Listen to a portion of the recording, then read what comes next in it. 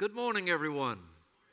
Thank you for being here on this Sunday morning. I'm Randy Phillips. I'm the lead pastor of Life Family. And at this point, every Sunday, it makes my heart fill with joy to welcome 4 other congregations into this message right now. Would you clap your hands for all the extended family across Central Texas? Come on.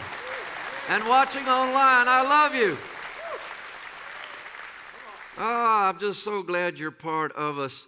We're starting a new series called Getting It Right. These are about critical relationships in our life that we didn't get a manual for. We just said we want to do them and then we'll figure it out. And so we're doing that, figuring it out right now. We want to get this right.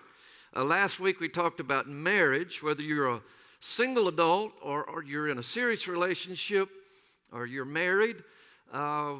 We talked about this marriage thing, and I don't know if you can remember the big idea from the message. Let's see if you can.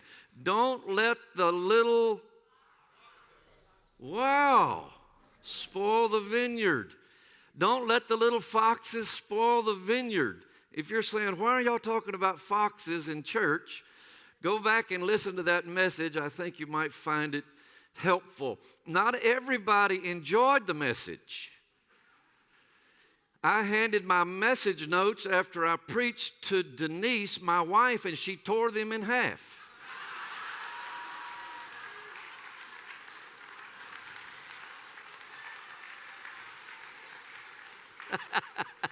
That's funny.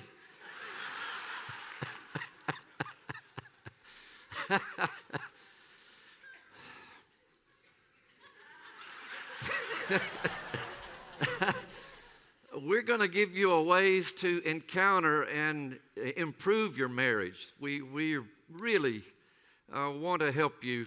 Kirk Cameron's coming February 21st. You remember Kirk Cameron, television star, movie star? He now does marriage enrichment. You'll get a chance to meet him and to spend an evening just hearing how you can do this better. So I'm excited about that. Getting it right. How much did God value families? Families is God's idea. So much so that when he sent his son into the world, he sent him not as a grown man just walking onto the scene. He sent him as an infant. It's so risky, so vulnerable. So much could have gone wrong. And he entrusted Jesus to a teen mom and a stepfather. Just preposterous and so wonderful. This is how much God values families. When you see Jesus Christ entrusted to these parents, God's all about families. And we are too. This is what 1 John 3:1 says. See what great love the Father has lavished on us, that we should be called children of God. And that is what we are. The moment you begin to follow Jesus Christ, you're in the family of God. We know that families, the health of families has to be highly intentional to have a healthy family. I have to be intentional. And so there's some things that I need to change. The first thing I need to change is my priority. My priority of marriage has to be changed. It's marriage first, children second. Okay, not everybody believes that. Let's try it again. The priority of marriage, the priority of family must change. It's marriage first, children second. If I propose the question to you, if you're parents or if you're if you have a marriage but you don't have children yet, whether children are in your home or they're gone, or if you're a single adult today, these are great principles that I think you can use. But if I pose the question to you, the most important thing in your life, other than Jesus Christ, is For many of us, we would say our children. This was a question posed in a television show some time ago to a panel of mothers. And the host said, the most important thing in your life is, and each one of them passed the mic down, and each one of them said, of course, my children. What they didn't know was this sitting behind a two-way glass were their husbands who witnessed this, and the moderator on that side of the room said, how did that make you feel? And the men said, nothing I didn't know already. I get the leftovers. And many of them were angry and frustrated. Now, I'm not picking on the women. Probably the same thing would have happened if you'd have gone in the other order. Here's the thing. Our priorities must change. They must change. Now, let me ask you a question. Are your priorities right concerning this issue? The most important thing in your life, you should say, is my marriage. Is that what you would say? The most important thing in your life is your spouse. Well, let's just do a little test here across the Life family. Take out your phones for just a second and tell me who is on the home screen. Your spouse isn't on there. It's your kids.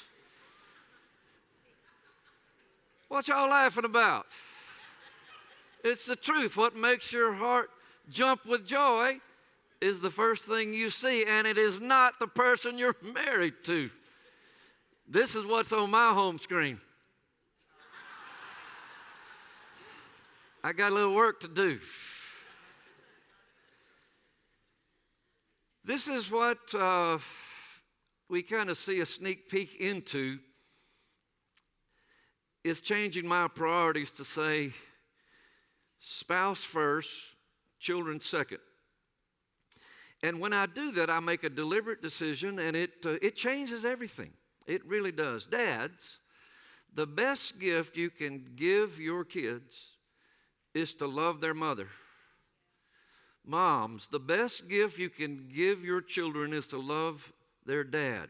Now, you may not even be with them anymore, but you can still speak about them in an honoring way that elevates who they are in your children's eyes.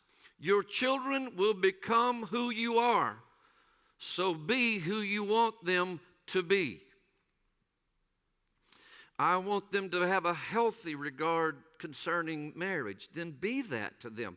I want them to honor their mother and father. Then do that.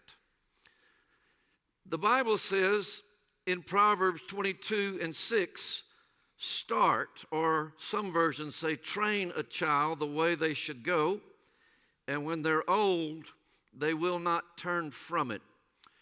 You are, in fact, as a couple, saying to your kids, hey kids, look up here. This is how you do marriage. You see us? Go and do that, because that's what they're going to do. You're the ones that stand up in front of the kids and say, hey kids, you know how to serve God? Watch us do it. We're going to show you how to do it. And you go do it. Hey kids, this is how you're generous to your church and to your community. Then they watch you and they go do it. These things are caught as much as they are taught. If you think you can live some sort of life that doesn't reflect what you want them to do, we're fooling ourselves. They are watching your every move. So be who you want them to be. The second thing that must change is my roles. My roles must change. My priority must change to marriage first, kids second, and then my roles must change. Our roles are very important in our children's life. As they're growing, our roles change. It's an overwhelming thing to raise kids in this current culture. It's, my goodness, They all have smartphones, and they're all one click away from seeing anything they want to see. And it's terrifying as a parent today and a grandparent to have children being raised now. Even something as simple as just like watching the Super Bowl and halftime show rolls around. You're like, man, these people are so talented. And you're like, what just happened? And after I watched it, I went and called my accountability partner. I said, help. Lord, have mercy. It's just, the times are different. And so the number one fear of parents is, did I pass my values to my children? That's what we fear. When they're gone away from me, when they're out of my house, when I don't see them anymore, here's what my great fear is. Did I pass my values to my children? That's what all of us would say that concerns us. So passing those values come in 4 different stages. And I hope you're taking notes here today or using the Life Family app to know what your roles are. Your children are changing. The question is, are you? If you continue the same parenting style from 0 to 18, you are negatively impacting your child's health. So, here are the 4 roles that you must have. You are, first, caretaker. Then you're a cop. Then you're a coach. And then you're a consultant. You must change to each one of these roles, and if you don't transition, you will be stuck as a parent, and you will stunt the growth of your child. Caretaker is from 0 to 5. Little babies can't care for themselves, so you're caring for them. You're the protector, you're the provider, and you're the prayer covering. They can't care for themselves, you're caring for them. And every day you're praying over them. You're their prayer covering. When they turn 5 to 12, somewhere in there, about the age of 5, your role as a parent has to change from caretaker to cop. You get a whistle, a badge, and everything. You're the cop. Don't do that. Don't go there. Don't touch that. Don't watch that. Don't be seen after dark there. Don't, all that stuff. We're the cop. So we're teaching. We're training. We're disciplining. And we are no longer prayer coverings. We are prayer partners. You teach your children to pray, and you're praying with them. And it's such a delightful thing to hear your children pray. There's no greater joy that I have than hearing my children pray. Oh, it's beautiful. Discipline. You have to discipline together. Do not be bad cop, good cop. That does not work.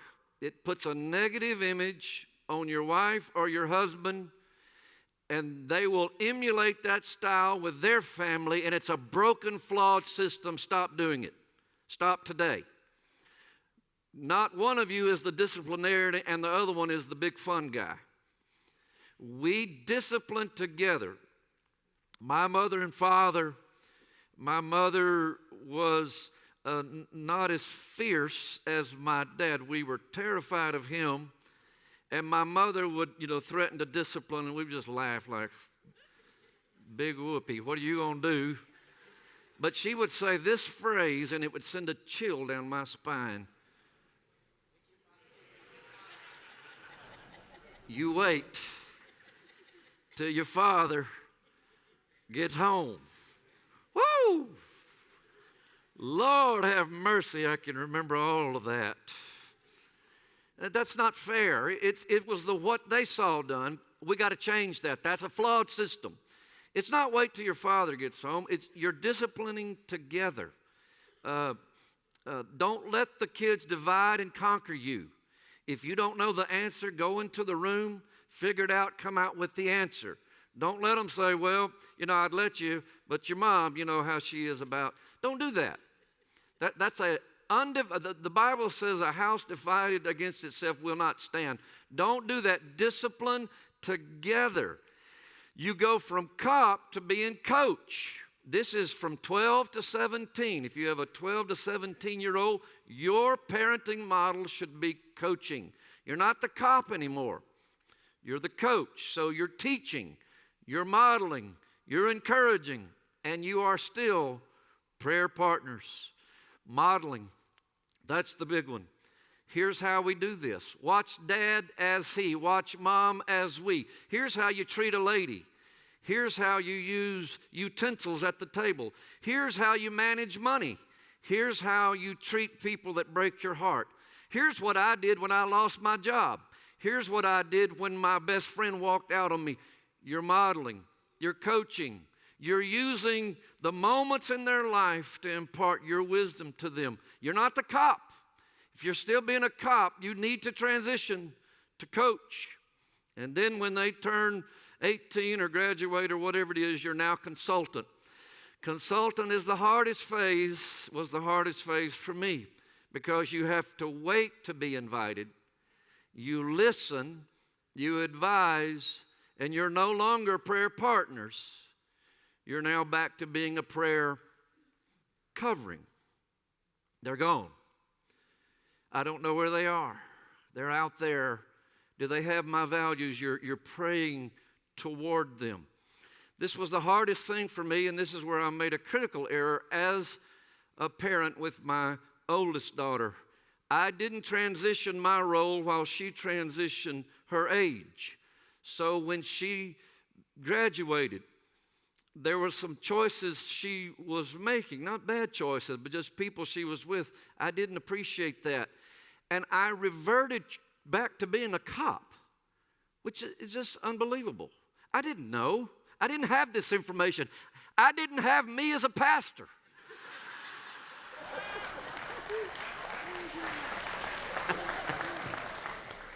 And I was told this 18-year-old, you will not do that, or I will, and then just venting this inexcusable, immature, intimidating rant.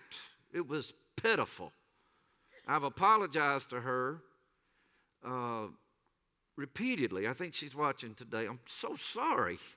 I didn't know that I was to wait to be invited. So you say, so just let them harm themselves? Of course not.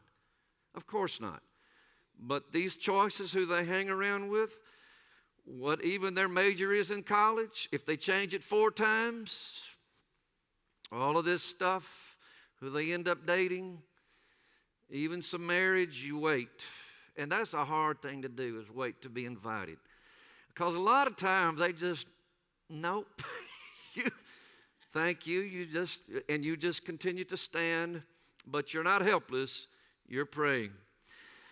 So in all of these phases, was this helpful at all? I want you to go back and look at these notes in the Life Family app and just say, am I stuck in a parenting style that I need to morph? But in all phases, as your parent, I will always be in one of these 3 places. In front of you to show you the way, beside you to walk with you, or behind you to have your back. Because we want our kids to go from the bay of security to the sea of independence. And we have to change as we watch them go. The last thing that must change for us to raise great kids is our Jesus commitment. My Jesus commitment must change. Now, you're an adult, and you have some children in your home, but as an adult, single adult, married, whatever it is, you know that your relationship with Jesus has ebbs and flows. I mean, you know where to get back in. You let it go a while. made some choices, kind of took you away. But you know how to get right back in. You know how to flip that switch. You know how, like, man, I'm back in. Listen to me. If you're a parent, you have small children in your home. You can't do that. You can't have ebbs and flows in your Jesus commitment, because in an ebb, a critical time where they're watching you model what it means to be a person of faith, something is going to leave them. They see a commitment to the Lord is not serious. And so you as a parent, you got kids in your home, your Jesus commitment has to go up a notch. It's got to be serious. Church is not optional until they're 18. Church is not optional. I had a parent tell me the other day, we're not there as much. I'm like, yeah, I know, I miss you. Well, my son's in this league, it meets on Sunday morning. And so, I'm just like, and I'm thinking to him, sir, the church is the only place that is going to put Christian values in your child, and it is the only place where we speak of things that have eternal value. You're not going to get eternal talks at school or on the playground or on the diamond. I know that you want your child to excel in sports. Your child will never be in Major League Baseball. I had to break it to you. They're not going. You are trading off these formative years of their life in an ebb and flow, and I just encourage every parent, don't do that. What is the greatest joy? As a parent, what is your greatest joy? Like, man, concerning my kids or grandkids, this is my greatest joy. My greatest joy is for them to what? If I just said fill in that blank, it would be, I want them to be healthy. I want them to be a good citizen. That's great. I want them to achieve academic success. Great. I want them to get on their path for their purpose, and I want them to be resourceful, and I want them to be successful in life. All that's great. But here should be the greater joy from 3 John 1 and 4. I have no greater joy than to hear my children are walking in the truth.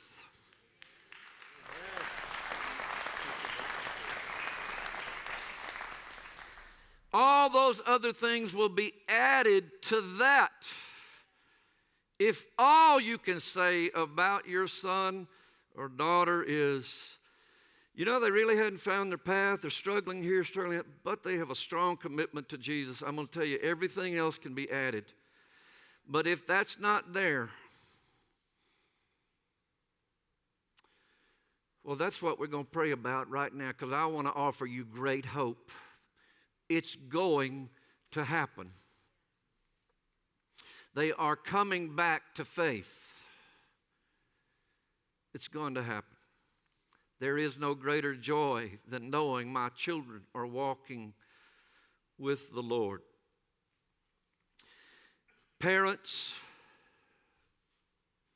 it's a pressurized time to be a parent. And here's what I know for sure. What I know for sure is that a parent is only as happy as their saddest child.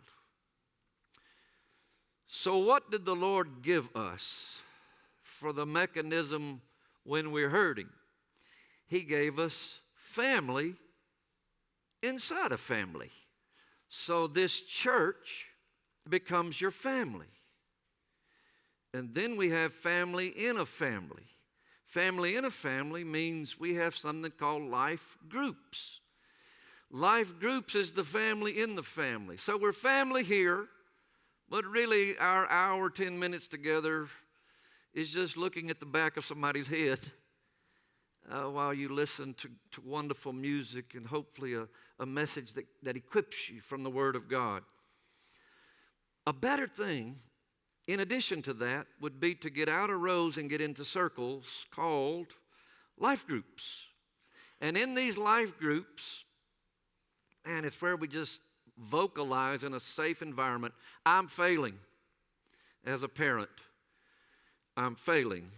And it's okay to say it. You've never said it out loud. You just feel terrible to say it.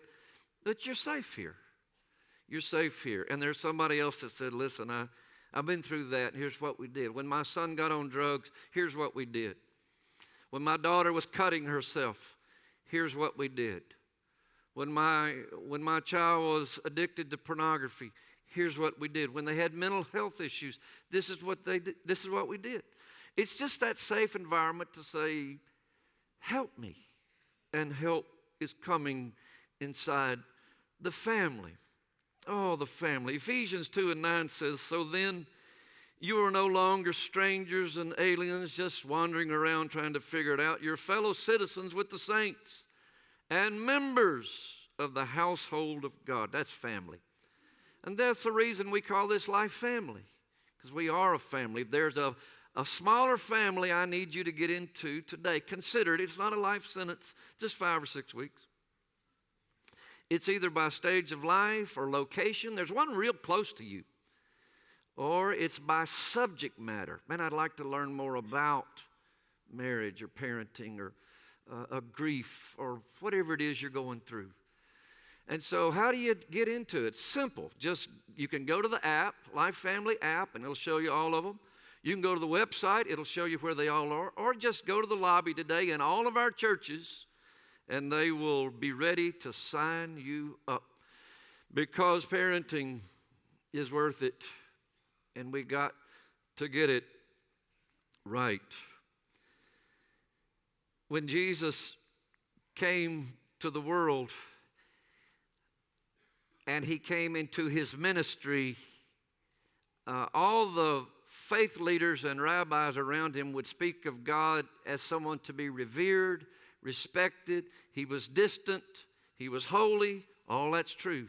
But when Jesus talked about God 160 times in the Gospels, he referred to him as Father. And not father to be scared of like your father was. Not a father that abused you like your father did. He talked to him in the terms father in the most endearing terms. And he says this in Romans 8:15. The Spirit you received does not make you slaves. Paul says, so that you live in fear again. Rather, the Spirit you received has brought about your adoption to sonship. And by him we cry, Abba, Abba, Father. It's a family. He's your Father. 160 times Jesus said of his Father. It's an endearing term. He's my Father. Some of you have been scared of God, embarrassed to approach him. That's not the kind of God you serve. He is Abba, Father. He's a good Father. He's a good Father. Tony Brown did not know his father. He had a father wound and he searched for it all of his life. Really broken that he didn't get to have that bond. He was an unfathered, unfinished young man. Now he heard people tell the stories about who God was. Even the prayer, Our Father in heaven, he had trouble praying it, for he had no father that he knew. And then something happened. He got married and he had a little boy. And one night in the wee hours of the morning, you know that story, new parents, trying to let his wife sleep, holding that little boy. And Tony Brown said, Lord, I don't know how to be a father to this boy. Can you help me? And it's like the Holy Spirit just dropped a little lamb and said, Tony, I'm a good, good father. Be a good, good father. Let the goodness undo all the damage in your heart. And from that moment, Tony Brown got up, wrote down some words to this song, started singing it in a worship song that we love here at Life Family. You're a good, good father. I want to send this back to the worship leaders today, Josh, Jimmy, Weston, and here with Kathleen and the team. We're going to join as a life family, and we're going to sing this song to the Father who adores us.